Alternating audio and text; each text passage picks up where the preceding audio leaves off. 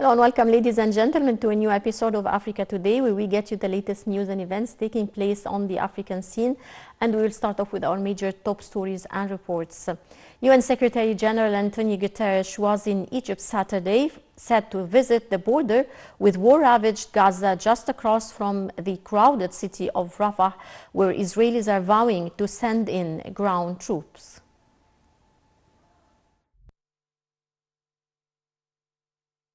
Caused mass civilian casualties and worsened the humanitarian crisis gripping Gaza after nearly 6 months of aggression by the Israelis.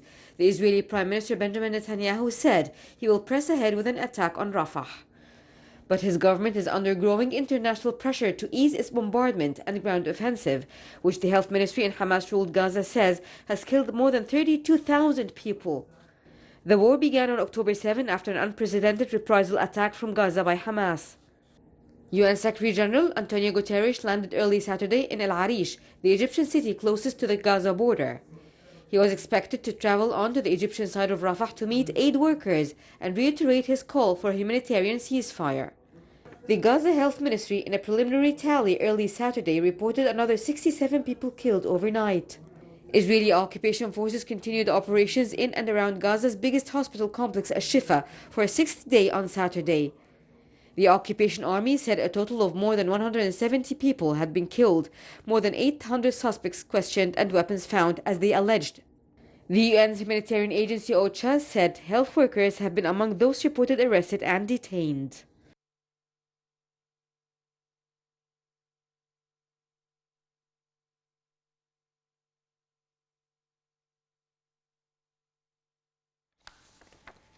And moving on to our next report, Somalia's intelligence agency said 16 suspects had been arrested over a deadly attack on a popular hotel in the capital Mogadishu 10 days ago.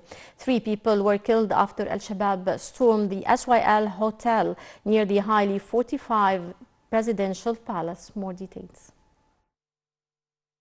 At least 17 people were killed in Somalia on Saturday after a Shabab militant group attacked a military base. The Boozley base in the lower Shebele region in the country's southwest was briefly occupied by the attackers, security officials and the group said.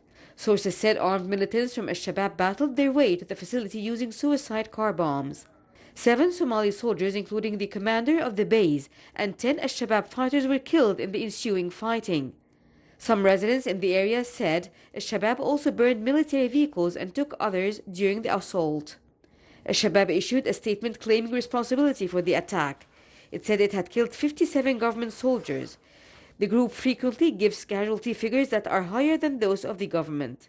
Somalia government officials could not be reached for comment. The Al-Qaeda allied group has been fighting for nearly 2 decades, aiming to topple Somalia's central government. Welcome back, ladies and gentlemen, and to shed more light on the UN chief Antonio Guterres' visit to Cairo and his meeting earlier with President Abdel Fattah el-Sisi, than the press conference that was conducted between him and Foreign Minister Sameh Shoukry. We're delighted to be joined over the phone by Ambassador Medhat el-Meligy, former assistant to the Foreign Minister. Good afternoon, Mr. Ambassador. Good afternoon to you. Ambassador Meligy, during el-Sisi-Guterres meeting, they both agreed on the rejection to the forced displacement of Palestinians. Now, how do you see the prospects of such a step as planned by the Israelis? Well, unfortunately, I mean, so far the international organization, the United Nations, and even the closest allies of Israel have expressed their dissatisfaction with the measures that Israel is taking to forcibly transfer the Palestinians from their original land. Even internally, this was totally rejected by all parties concerned. I'm talking here about displacing the Palestinians from northern Gaza to the southern part of Gaza and the Rafah enclave. However, all these declarations from the whole international community did not find hearing ears from Israel and its government that has been driven by hysteric vengeance after what happened the 7th of October. So we hope that the call of Mr. Guterres on Israel to respect the international law and the international humanitarian law would finally find a hearing ear from the Israeli side, especially that Egypt have always spoke about the human catastrophe and its efforts to help to ease it. However, this will not happen without the Israeli consent, which so far we haven't seen at this point. Well, great. Ambassador Meligy, they both agreed on the danger of cutting financial aid to the UNRWA by a number of countries. Now, how would cutting financial aid to the agency affect the situation on the ground while aid delivery is already hampered by the Israelis at the same time? Well, unfortunately, Israel have not ever considered the respect of the humanitarian organization that is working in Gaza, in the Palestinian territories in general, especially the United Nations Organization for Palestinians, UNRWA. Unfortunately, this is due to the presence of this organization, which is only dedicated for Palestinian. And here, actually, this is a problem that we have maybe at a later stage look into. Because the problem is that when you hinder the work of such an organization, you are only affecting the Palestinian people, which is actually the Israeli aim when this organization was created. I think that we have to abolish this organization and go back to the regular humanitarian organization of the United Nations called the UNHCR, which is the United Nations High Commission on Refugees. This is the one that's supposed to deal with any refugees all over the world. The idea of creating an organization just for the Palestinians can, at any moment, and accordingly, we have seen this already happening from Israel, be put obstacles in its way, and accordingly, it will only affect the Palestinians. While if we were talking about the United Nations High Commission Refugee Organization, they cannot treat it the same way they treat the UNRWA, because this will affect the whole refugees over the whole world. Having said that, this organization is the only organization currently stationed and positioned and able to deliver the humanitarian aid to the Palestinians. So accordingly, we have to help this organization to do its job. And we have to convince and to make the countries that have cut the fund of this organization to reconsider its unfair decision over some allegations that were never proven and were never even presented evidence on its reality about accusation to aid of its workers to be part of Hamas or to be part of the attacks of 7th of October of Hamas. This was never presented by Israel. However, this was enough for several countries to cut the funding for this organization, simply for the same reason I started my intervention with, stating that this organization only helps Palestinians. So when you cut your funding to this organization, you're only cutting funds for the Palestinian refugees and for the ability of the organization to deliver what it was created for. Mm-hmm. And that's why we have once again to revert once again to the right thing, which is the United Nations High Commissioner for Refugees, known as the UNHCR. Right, great. Well, sir, at a joint press conference between UN Chief Antonio Guterres and Foreign Minister Sameh Shoukry earlier today, Shoukry said the solution to the crisis lies in establishing a sovereign Palestinian state. Now, how do you read this statement? Well, this has always been the position of Egypt. President Abdel Fattah al-Sisi himself has mentioned it several times from the beginning that the situation of diffusing the current situation will not solve the root cause of the current conflict and the current round of war or genocide that Israel is taking place. And it will be repeated if we do not address the root cause of the conflict, which is the Israeli occupation. And by ending the Israeli occupation and then achieving what we think is the best solution, which is another state living next to the Israeli state, then we will not achieve a comprehensive peace as we are always hoping.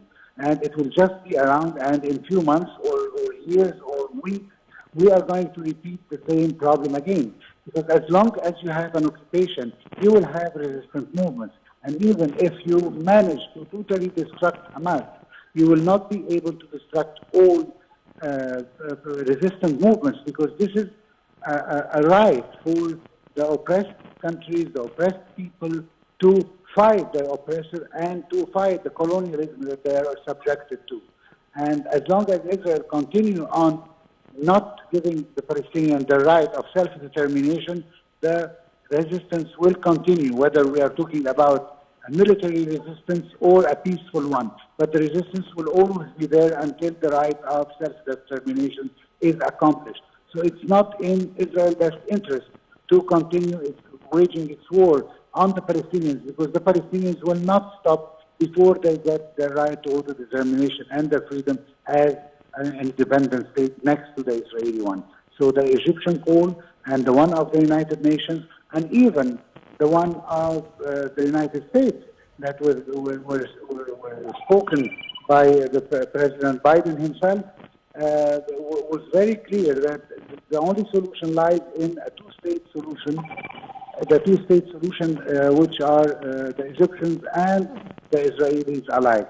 Right. And as long as we don't have this Palestinian state, then we don't have peace, not in Israel, not in Palestine, and not in the whole region of the Middle East. Right, sir. How do you explain the U.S. ceasefire call in the UN Security Council after its previous vetoes over the move from other members? I think there is no difference between all countries regarding the necessity, except for Israel, of course, about the necessity of a ceasefire. The idea is not about the ceasefire itself, but the idea is what is accompanying the ceasefire. In the case of the other resolutions that were vetoed by the United States and were presented by Algeria as the sole voice of the Arab community in the Security Council, the idea was to exchange the prisoners and to find a solution to the current conflict and to have a full comprehensive ceasefire and not a temporary truce. And it was a comprehensive deal, to a comprehensive resolution that the U.S. vetoed, because it puts obligation on Israel that it has to stop its genocide. Mm-hmm. While the American documents that were presented and that we've seen talk only about the full liberation of the hostages, while at the same time this will cause a ceasefire and not even a permanent one. It's going to be a temporary one. Mm-hmm. So the idea of the United States resolution was not comprehensive the way the first resolution was presented. That's why it was vetoed this time by Russia and by China, and also rejected by Algeria. Why? Because it is not comprehensive. It only puts two things at the same level, which are the liberation of hostages in regard of a temporary ceasefire. That's why this resolution did not pass and will not pass with this draft text that we've seen. Unless we see a comprehensive resolution, it will not be able to go through the 5 permanent countries who have the right to veto it. Yes. Sir, why, in your opinion, did Russia and China object to the U.S. ceasefire call in the Security Council? Because, as I said, those resolutions, the United States resolution, did not actually regard the concerns of the Palestinian, of the Arab world, about the two-state solution, about a comprehensive ceasefire that puts obligation on Israel as a power of oppression in the occupied territories, and accordingly, the Russian and the Chinese felt that it's not a fair resolution to be accepted by the Palestinians and by the Arab world, and accordingly they vetoed it so that they could maybe find another text at a later stage that could respond to the Arab needs and the Palestinian needs, and at the same time also respect the right of Israel of existence and living in its own secure borders, which actually it's a big problem because actually Israel so far never, since its declaration in 1948, never explained or even had in its own constitution where are its borders, so that Yes. these are the Israeli borders that we have to respect, whether we are talking about Egypt or we are talking about the Palestinians or any other countries that Right. want to respect the Israeli borders, that since Israel itself never Right. proclaimed where are its borders. Right. Well, sir, how optimistic are you about reaching a ceasefire in Gaza? Well, we had several moments of optimism before. I mean, even President Biden himself spoke about reaching an agreement before the beginning of month of Ramadan, and here we are starting the second half of Ramadan, and so far we are still in the negotiation phase, and Israel, unfortunately, is turning a blind eye to all the calls that have been sent to it to respect the international law and the international humanitarian law. On the contrary, they are condensing its operations against the Palestinians. And of course, we've seen this long ago, that it's not anymore a war between Israel and Hamas, as they try to describe it. It's a war against the whole Palestinian people, because actually the number of casualties shows that most of them are from the civilians. So it's against the Palestinian people. It's not against Hamas as they claim to be. And Right. unfortunately, so far, Israel, because of its stubbornness and driven by its hysteric vengeance on the Palestinians because of what happened and the humiliation it felt the 7th of October after the attack of the Palestinian resistance movement on some areas in Israel, they are driven by this vengeance to the point that they cannot stop the war. And since the world is letting them to continue that, especially their strongest allies such as the United States and most of the European countries, that's why Israel is continuing, and that's why nobody is able to force Israel to comply with the international law and the international humanitarian law. And this is actually what is driving my optimism to its lowest point. But I still have hope that they will listen to the sound of reason, and that they would understand that it's not even in Israeli interest to wage this war on Rafah. The Israel image in the whole world is becoming one of the worst ever Right. since this war erupted. And I hope that they don't want to lose more of the rest of the world and the respect of the world. Mr. Guterres himself said it, that most of the international community and most of the countries all around the world are Right. against what Israel is doing to the Palestinians. So Right.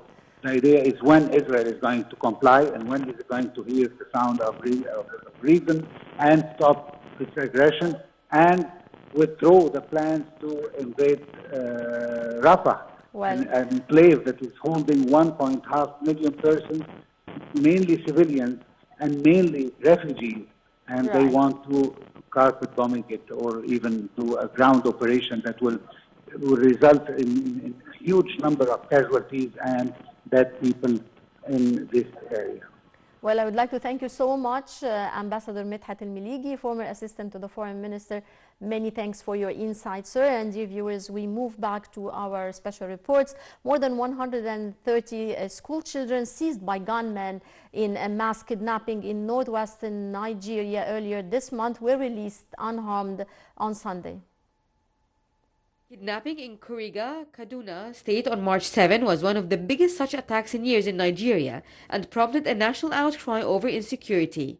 Teachers and residents previously said around 280 pupils were kidnapped, but the army said 137 pupils were freed. Army spokesman Major General Edward Buba said the rescued hostages totaling 137 comprised of 76 females and 61 males. They were rescued in Zamfara State and said they would be conveyed and handed over to the Kaduna State government for further action. Gangs of criminals known locally as bandits have been blamed for the abductions. They routinely target communities, loot villages, and carry out mass kidnappings for ransom in northwest and north-central Nigeria. Officials said troops had been searching forests to rescue the pupils, though few details had emerged.